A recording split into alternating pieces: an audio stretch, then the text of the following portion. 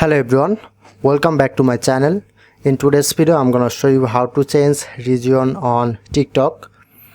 So first of all, open TikTok account.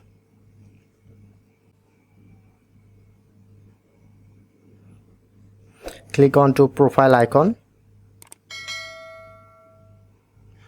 Look at the right corner, tap on three line, settings and privacy,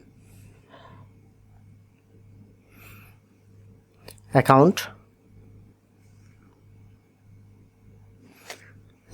information, click on account region.